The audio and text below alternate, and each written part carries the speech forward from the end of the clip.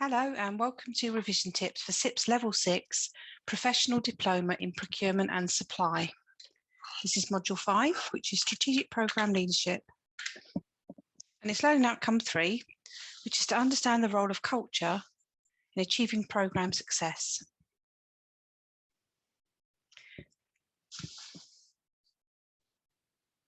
So organisational culture is often created as one of the keys to organisation success, like a positive culture can be described as ethical, innovative and inspiring, whereas a negative culture may be labelled as toxic, unethical and uninspiring. But these are just generic descriptions. Few people can actually describe what organisational culture is and what contributes to its success. So organisational culture is sometimes a sort of pattern of belief and expectations shared by organisational members, the way things are done around here. Ed Sheen's level of cultural model looks at kind of the first level, focusing on the aspects or the artefacts of an organisation that can be seen, felt and heard by an observer to an organisation. The physical components of an organisation which relay cultural meaning. Cultural meaning can also be reflected in an overt and everyday behaviour of a member of the group. That includes the language they use. So understanding the language and behaviour is common to different departments, and that can be useful to smother interdepartmental functioning and for understanding the culture of external organisation, like suppliers or agencies or even your competitors. The second level looks at the values and beliefs of an organisation, guides decision-making and the approach to resolving problems. It's used to justify the actions and behaviours of individuals. Understanding suppliers' values can help when understanding their actions and the logic with which has been used to guide their decisions and can be used to influence them as well. So, for example, if a supplier values are based on customer service and dependability, the supplier could be encouraged to expedite a delivery to better satisfy the end customer and promote potential follow-on business. And then the third level looks at the basic assumptions that are unseen and not consciously present in everyday interactions. So unconsciously learned responses to challenges that an organisation may face, which eventually become implicit assumptions that guide behaviour and influence how individuals perceive, think and respond to events. It can be likened to tacit knowledge within an organisation and not just at a programme level. It's much harder to assess when looking at suppliers and external organisations. It may be recognised at the later stage of a programme lifecycle once the working practices and relationships have become established. So tips for assessing and understanding an organisation's own culture is to be impartial when observing that culture of an organisation. Look through the eyes of an outsider to get a very objective view. And ask questions to reveal the power structure and the flow of information, such as how do people interact with each other?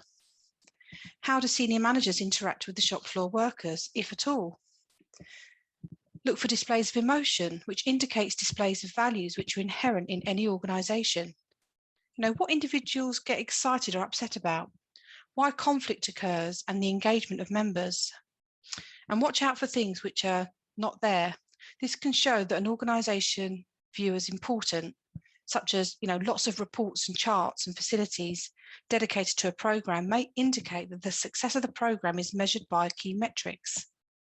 And a lack of these may indicate that the programme is more reliant on intangible factors, such as the progress of research and development, or even the relationships.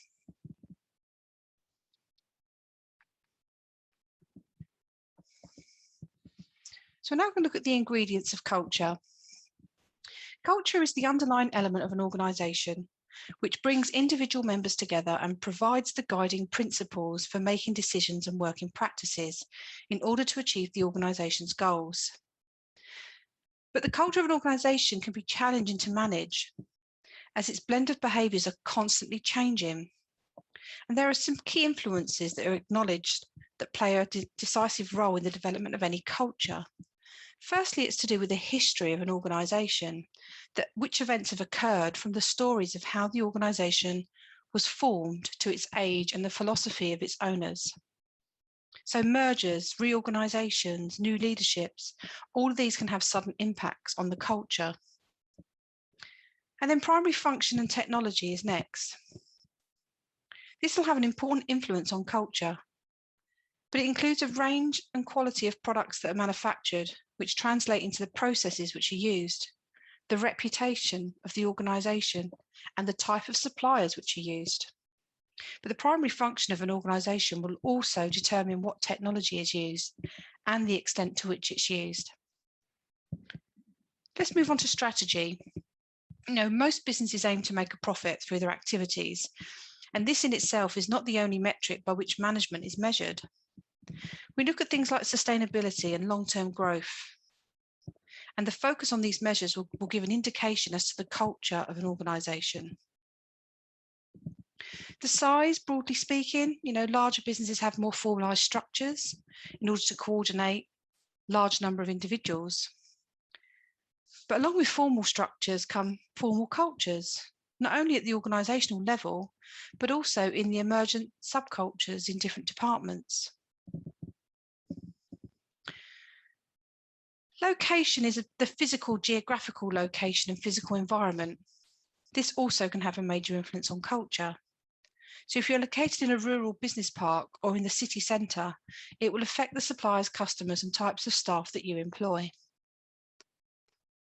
The management and leadership, the senior managers of the organisation can have a tremendous amount of influence on its culture and performance. But this is not to state that the leadership of the organisation is solely responsible for the culture. In fact, the culture is also determined by the nature of the individual members and the extent to which they accept the philosophies and values of the management team. And performance measures, these are the measures by which performance of the individuals are assessed. And that can affect the culture to a large degree.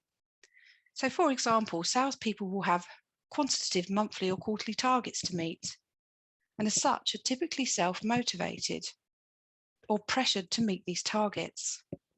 In comparison, there's qualitative measures such as the use of skills matrices or identifying key competencies. That can result in a much more relaxed departmental culture where greater emphasis is on cooperation, learning and development.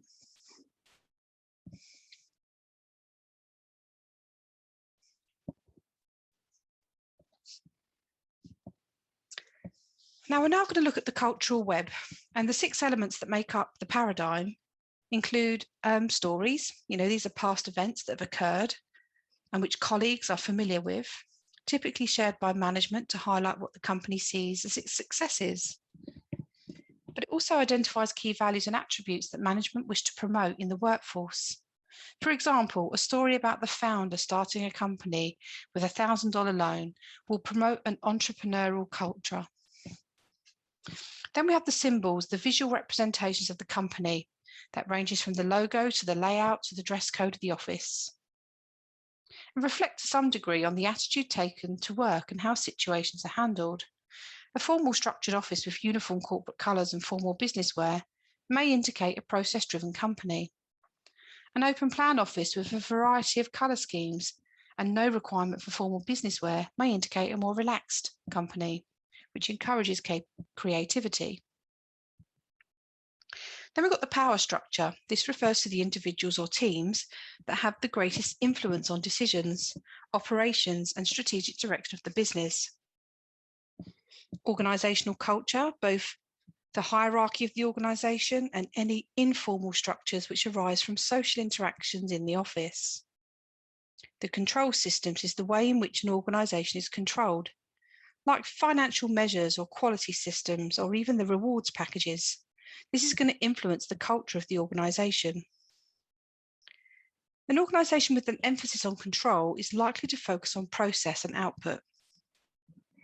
And then finally, we've got the rituals and routines, the daily behaviour and actions of employees that signal acceptance to the organisational behaviour. That can be influenced by the operational processes in place, what's valued by the management, and determines what's expected by the staff in your everyday situation. A lot of reporting in processes may indicate a management preference for frequent communication. A comparatively high level of freedom may indicate that management place higher value on trust and creativity.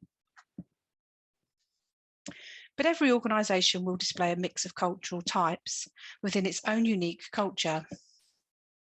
Different individuals will have a preference for a particular type of culture. People are more likely to be motivated if they work at an organisation that has a culture that reflects their personality and attributes. And these are Charles Handy's 4 cultural types. The first one is the power culture, centralised by a central figure of power who uses influencers through the organisation to circulate any message or decisions. It's kind of likened to a spider's web and very common in small entrepreneurial companies or teams, and allows teams to respond quickly to events due to lack of bureaucracy. You've then got the task culture, which is focused on specific jobs or projects. It looks to bring together the right people and the right resources needed to complete a task, and uses the full capabilities of a team or an organisation. This is likened to a net. Organisations often have a matrix or a project-based structure, common where flexibility and sensitivity to the market or environment is really important. Then we have a role culture, often associated with higher levels of bureaucracy, logic, and rationality. The roles are likened to pillars that support a building, and individuals are selected to fill roles based on their experience and capabilities. All work is formalised and standardised, and there's a clear line of authority. But decision-making is slow, and organisation is less likely to take risks. And then we've got the person culture that focuses on the individuals within a team or an organisation. If it occurs when a group of people with similar interests band together to share office space, equipment, facilities to further their collective interests, like a doctor's surgery. So it's likened to a constellation of stars. Now, Richard Lewin devised a model which focuses on the importance of cross-cultural training and offers a generic method for categorising cultures. The Lewis model categorises cultures under the following 3 headings: linear active, multi-active, and reactive. So linear active is the extent to which individuals are task-orientated. Individuals in a linear active culture are highly organised, complete chains of actions, focusing on one activity at a time, and typically prefer straightforward and direct discussions using logic to guide rational decisions rather than emotions. Individuals are more likely to honour written contracts and are very process-orientated. And then we've got the multi-active, where individuals are emotional and impulsive in their responses and place a high importance on the role of a family. Individuals in a multi-active culture have a preference for multitasking and consider the formation of relationships as important than products and material items. They may have a limited respect for authority and often procrastinate, yet they're flexible in their approach to task. But this can obviously have an impact on the way information is communicated during a programme. Lines of authority do not play an important role when influencing the direction of programme with a multi-active culture. And then we have reactive. These individuals absorb a lot of information through listening and rarely initiating action or discussion. Individuals in a reactive culture typically concentrate on what is being communicated and have a clear respect of authority. Silence also is a meaningful part of the discussions. So these 3 dimensions that are outlined in Lewin's model have obvious impacts on the way in which an individual or organisation will interact with its counterparts from different nations. So an individual from a linear nation may place high regard on formal processes and contractual arrangements, whereas the individual from a multi-active nation may see contracts as closer to a gentleman's agreement than a point of reference to a fixed agreement.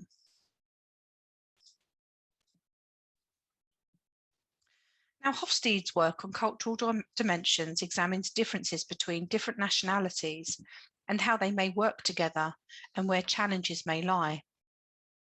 The work identifies 4 cultural dimensions: the social distance amongst individuals, the extent to which individuals can tolerate ambiguity and risk, the extent to which individuals express a preference for individualism or collectivism, and the extent to which traditional masculine traits are demonstrated. But Hofstede added some dimensions later on. So you've got things like the work dynamics, which look to map the extent to which Chinese cultural values impacted on the workplace.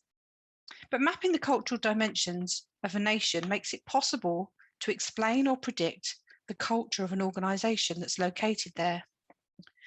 It's particularly useful to identify shortcomings in multinationals that are experiencing challenges in operating effectively. Other key research in this field include the Tomplers and Hampton-Turner. They also identified 7 areas in which cultural differences may affect the organisational behaviour, relationships and rules: responsibility, emotion, expression, work-life separation, status, time and environment. And then there's Ed Hall. He had a framework for understanding cultural differences. It conceptualises culture as being made of a series of languages: the language of time, space, things, friendships and arrangements.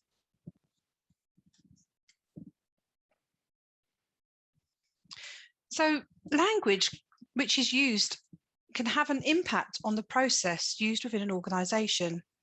In low context cultures, for example, communication is much more direct and explicit, which can result in shorter meetings and a reliance on the rules to govern procedures.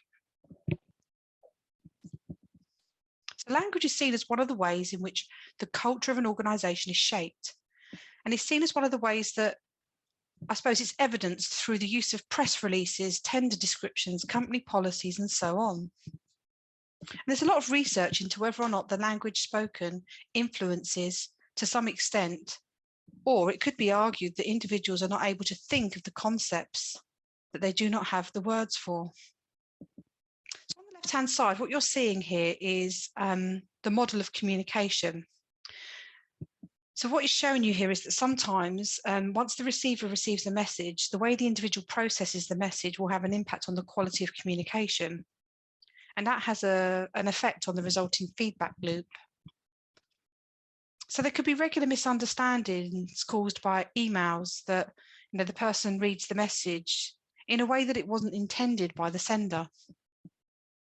So it's important that that there is some understanding between the sender and the receiver in the expectation of how a message will be processed. And on the right-hand side, you've got the sort of elements of personal communication. So it's important to understand that, because in the verbal communication, only 77% of the message conveyed is about the feelings, beliefs and attitudes. And then some come from the actual words that are used, but the remaining comes from a combination of voice, the sort of tone and pace, and somebody's body language, which includes their facial expressions. But religion is also seen as a central factor in shaping the culture of both organisations and the nations. It can have a large influence on areas like politics, which even in secular societies can manifest the core beliefs of a nation's religion. But despite the role that religion plays in society, the degree to which it affects national or organisational culture have got 2 opposing views to the extent of the roles played by religion. So the first view follows a sort of Marxist approach from Karl Marx. He viewed religion as an opium of the masses and argued that it provides an excuse to keep social functioning unchanged and humanity accepting of the status quo. In short, religion is a vehicle for economic and social oppression. But the other view, presented by Max Weber, is that religion plays more of a role of shaping culture. It also has an impact on the ethics of the social economic system in which it operates and the economic behaviours of its religious followers. So by understanding and respecting religion as an influential source of culture in an organisation, procurement can identify practices which will be effective in dealing with international suppliers and other external organisations. The individuals in an organisation will frequently revert to the values of the core of their religion to guide difficult decisions. If the organisational culture doesn't reflect the values of the dominant religion in the workforce, then there is a risk that the corporate and programme objectives will not be achieved.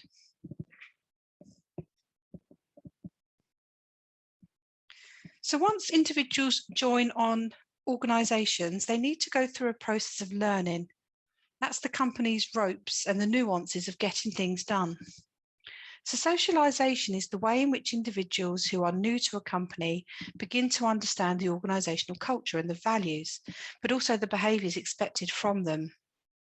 And that can be done through things like learning, through formal inductions, or informal practices like observation or reading corporate literature. But there are 3 phases to the socialisation process. You have the anticipatory socialisation, organisational encounter, and the metamorphosis. So the anticipatory socialisation is where new employees develop expectations of what it will be like when they start their new job and what it will be like to be part of a new organisation. So this will include anticipating how people communicate, some general perceptions of a particular occupation and the organisation. But once the new employee joins the organisation and they're formally admitted, but not have earned a place of trust among their colleagues yet, this is the organisational encounter. And during this stage, the individual is gathering information, observing actions and behaviours of others, asking questions and testing the boundaries.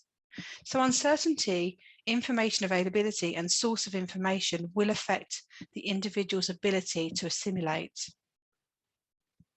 But the final stage of metamorphosis is where the individual transitions to align with the values of the organisation and they become an insider. So the employee knows what's expected and what is accepted.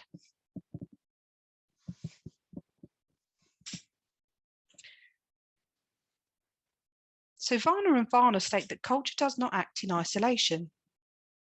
It's closely connected to the law. And some cultures will have laws that protect the rights of individuals. And when these cultures enforce rights relating to gender equality, it may encourage a change in that society acceptance of different genders in the same role.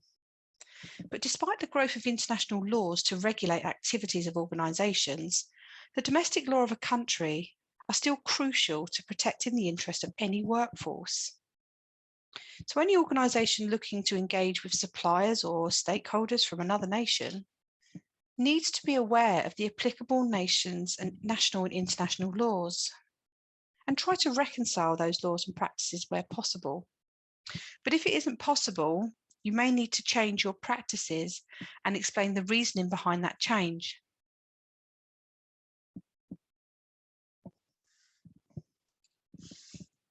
But it's widely understood that the success of a business or programme is influenced by a lot of external factors. And a common tool that we use to analyse the impact of these external factors comes from the steeple analysis. And one of the steeple factors is politics. You know, political factors not only influence the performance of a programme directly through political events and policies, but may also have an effect on the culture of an organisation. So the political system in some nations are so closely linked to religion. So for instance, the laws and policies of political parties of countries like the Middle East are typically closely linked with the national religion, and it can have serious implications for foreign organisations if they're not observed.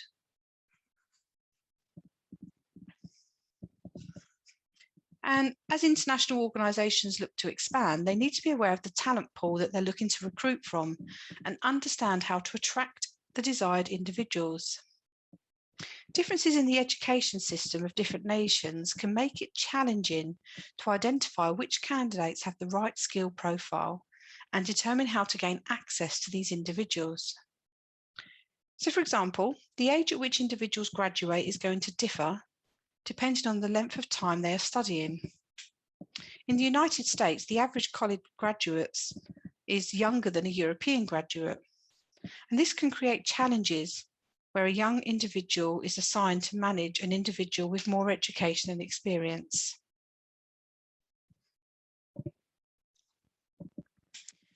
And values of a nation, team, or organisation are elements of culture that are seen as what is collectively desirable and what should be. This should be closely linked to the religious beliefs of individuals, and religious beliefs often provide a guide as to what's right and wrong. But the values of an organisation have a wider focus than that. It's more to do with what's morally right or wrong, and that guides how decisions are made. And they seek to align organisational decisions with what the organisation is trying to achieve.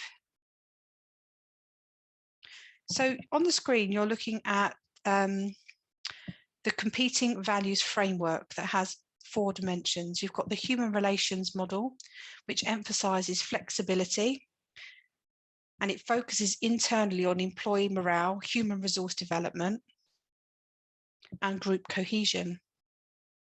The open system model emphasised flexibility, like the human relations model, but it's externally focused, with values aligned to organisational readiness, growth, and building external support for the organisation's endeavours. Rational goal model is an internal focus on control, and the external focus with cultural values that stresses the importance of planning and goal setting to deliver desired outcomes, like productivity and efficiency. And finally, the internal process model. This quadrant again emphasises control, but is internally focused, stressing the importance of information, communication, and management control.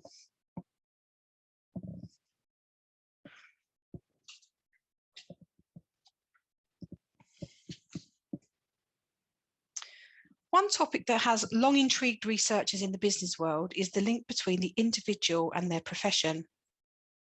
Now, one model that has been developed is the person-organisational fit by Christoph. This is the degree to which an individual is seen as compatible with their work or organisational environment. So it emerged from a kind of long-held theory that individuals are more likely to apply for, be recruited by, and successful in organisations which fit some element of personality. So the person-organisational fit can be used to measure an individual's compatibility with several dimensions, such as jobs itself, the colleagues, and the organisation. So rather than the fit being based on your individual relinquish their differences, the idea here is that there's a cognitive perceptual fit between the organisation and the individual. So the supply-demand exchange between the individual and the organisation becomes focused on the individual possessing the abilities and providing the capability that an organisation needs in return for an organisation fulfilling their needs as an employee.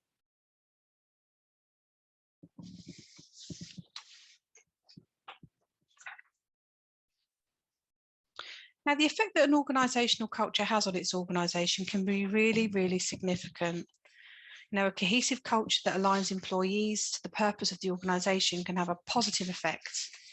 And organisational leaders may assume that they understand their organisational culture, which may be summed up as a slogan about the organisation being innovative or agile. But there can be differences between the reality of how things are done in the organisation and how the organisation says things are done. So this is all about sort of, ignoring the culture, really. It's important that you don't ignore the culture because it's obviously, in essence, a component of change. And resistance to change is characterised by a tendency of individuals to avoid making the changes that are required of them or to speak negatively about the changes that are being demanded on them. And then managing around the culture. I mean, there's kind of like sometimes suggesting that there's a lack of readiness for change, and that can be a primary cause for failure of an organisational change programme. So the readiness kind of refers to the individual having positive beliefs about the benefit of an organisational change for themselves, but also for the organisation as a whole. So sometimes this is down to sort of power, and there's a number of sources of power which can be utilised to execute effective cultural change and develop a guiding coalition. So you've got positional power, The power is derived as a result of an individual's role or hierarchical position, or sometimes referred to as legitimate power. You've got expert power, where individuals gain power as a result of their expertise, skill, or knowledge. And then personal power. Regardless of the individual's positional power, they may still be able to influence others as a result of their personality traits or qualities, attracting followers to their cause. And then negative power, an individual can be powerful through their ability to disrupt the change process and prevent tasks from actually progressing. Now, management need to find a strategic way of changing the behaviour of its individuals. If the organisation is going to have, any lasting impact. And there are a number of strategies that managers can employ to change behaviour, such as sort of leading by example, creating a movement amongst individuals using communication and training, or running a single project as a demonstrator of how to implement the new change. And creating spaces and adopting tools that support the changes as well. So coming back to the leadership by example, the leadership team should demonstrate the desired changes in order for the rest of the organisation to understand what's expected of them. And leadership team need to be, I suppose, supportive and receptive to suggestions, visible where possible so employees can buy into the change and change their behaviours willingly rather than under pressure. Create a movement among individuals using communication and training to ensure individuals feel equipped to deal with any changes that's being introduced. And equip individuals to deal with any changes that are being introduced, but you mustn't forget what has been taught, or they may resent any training that's been provided. This run a single project as a demonstrator of how to implement change in the future can illustrate the new ways of working and how that might be beneficial. But it should involve a member of senior management demonstrating the purpose and the use of any change with a similar effect to that of a leadership by example. But the pilot project needs to be one of real value and one that contributes to the objectives of an organisation. Otherwise, its credibility will be questioned. It should be performed openly, and progress should be communicated along the way as a learning experience for the rest of the business. And then create spaces and adopt tools that support the change.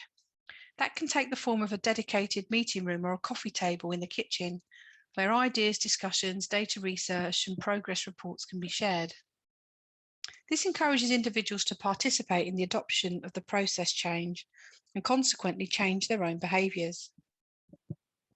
This provides evidence that an introduced change is working and is much more tangible and engaging method of communication than giving periodic progress reports in the company newsletter or meetings.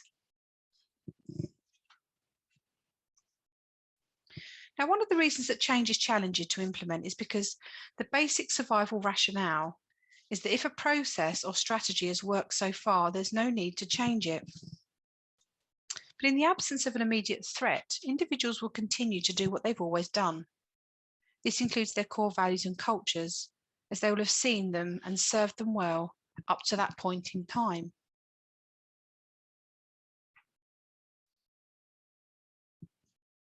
In order to change or have a lasting impact, the leadership team should devise an effective persuasion campaign within the organisation before the actual changes are introduced.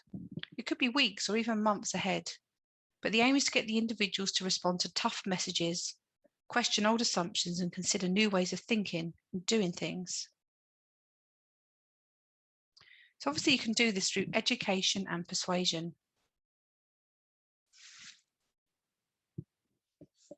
The strategic leaders will need to consider the extent to which employees are likely to be compliant or likely to challenge the changes.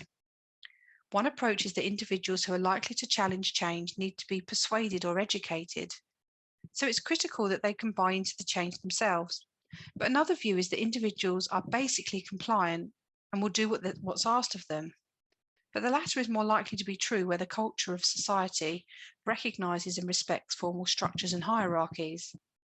But successful change to culture and values in the cases are based on exercising authority and the use of sanctions in the event of any reluctance to adopt change. So coercion can only be used in certain situations, usually where speed of implementation is important, and it's dependent on the existing culture of an organisation. If there's an entrepreneurial culture, any changes are likely to be challenged and even rejected if the change conflicts with any of the existing values.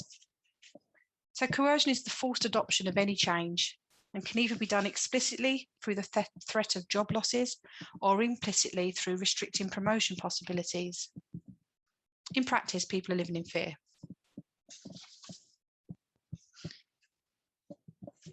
Now, the relationship between an organisational culture and the attitudes and behaviours of its employees emphasises the role of human resources management activity, specifically recruitment, selection, promotion and reward.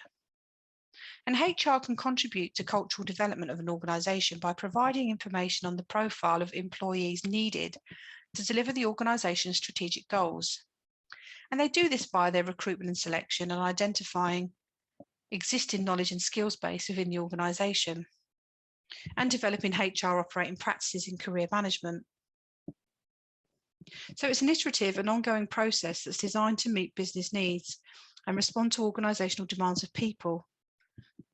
And it also takes into account employees who may be leaving the business or transitioning to new positions as a result of restructuring or promotion, but also any external demands which require existing employees to be trained or retrained in the new skills.